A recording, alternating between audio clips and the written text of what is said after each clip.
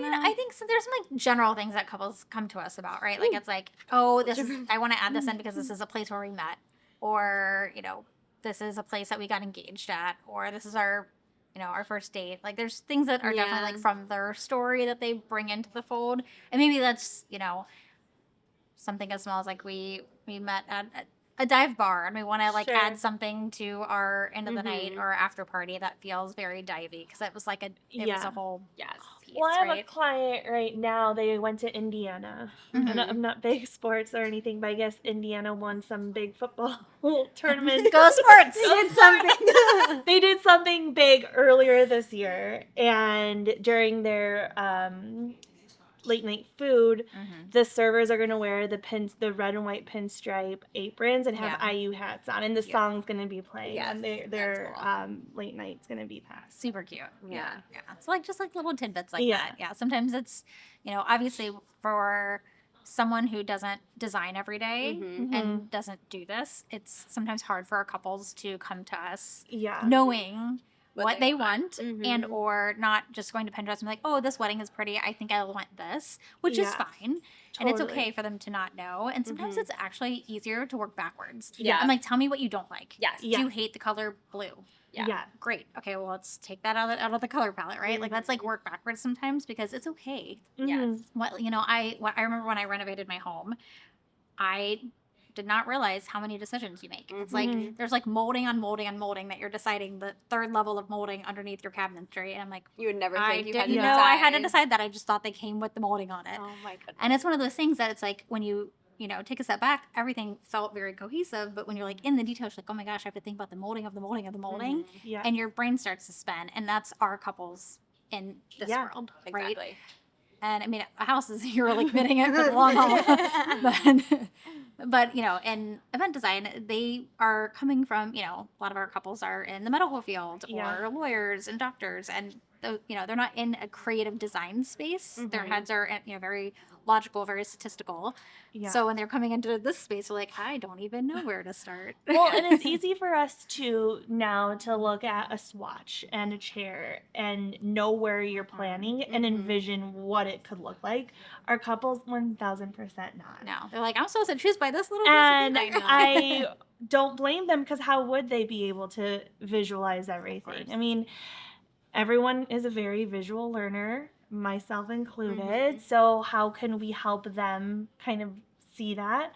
Kind of going back to what you were saying, how they don't know what they don't know, is I had someone literally bring me inspo of copy paste of another wedding that was at that venue. Yeah. But because that they're seeing it. They're like, ooh, I like that. Let's just do that. But I think part of our job is like, yes, that's gorgeous, but how can we make this more you? Like, we could also do it this way. If you like those colors, that's fine, but maybe we switch it up a little bit, bring in a different chair or, linen, or something like that. But I understand why they're bringing me a photo of the same venue, is because they're seeing it and they're like, well, I like that.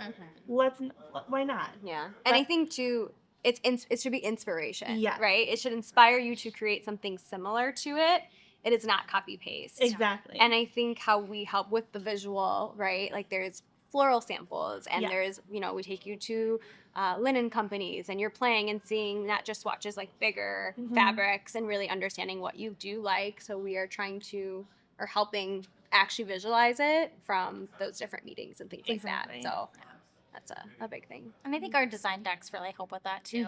Because it's a collaborative process, but it's also a evolving process. So what kind of starts a design deck on day one versus 30 days in, 60 days in, and then the final result, etc. It evolves so much because every little decision affects that design. And it's if your guest count drastically increases from 100 to 170, well, holy moly, of course it's going to impact your design. So now we're reworking the floor plan, reworking how we're looking at flow, how we're looking at different tabletop designs, there were all those pieces. So it's constantly changing. And in that design process, it's like we're constantly updating that design deck. So they're seeing little by little, like how it's evolving. Exactly. And then the floral samples go into that as well, because that's super helpful to like start to really see things come together. And then when we can pair it with like tabletop and linen, it just brings the whole look together. And that's when I think people start to really have that like I see it now. I get it. And it's funny because there will be times where I will have certain chairs or linen on a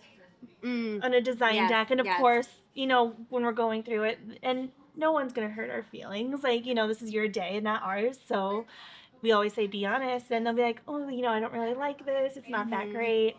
But then you have that kind of gut feeling. You're like, maybe once they see it, or like, let's kind of show it wherever. And then when we are at the sample and we do pull those chairs and their linens, and they're like, oh my gosh, this is gorgeous. Yes. Like, or like, okay, like you just have to see it all together. Like, it's like we get to the point where we trust our clients. We know what they like, but they have to get there too. And of course, we're going to let them get there. Of course, definitely. It's part of the process. It's a back and forth. We want to always design with the client's own intentionality in mind, right? Like at the end of the day, this is their event. Whatever they want to do, will go, right? Unless it logistically doesn't make sense, and we have to say sometimes we do have to say no. But generally speaking, if it's just a design choice that they prefer X over Y or A over B, that's totally fine. But it's up to us to kind of guide them through that process and say, hey, like here are some other options. Like let's consider these. Let's just like look at them and play with them, because sometimes, again, seeing something on a printed design deck or on your computer, or even seeing, a swatch, it's not going to translate. So hard to visualize. And I know that. Exactly. Like, I know that. Yeah. So then like with the floral samples and really like digging into those like full built out samples, for us, that's like the moment where I think they just really get to see it come together. And that's like the best when they eyes wide open, they're like excited. Oh, this is like, what we've been talking about. Like, this little swatch. If we could get those lovely AI renderings, that could help out too.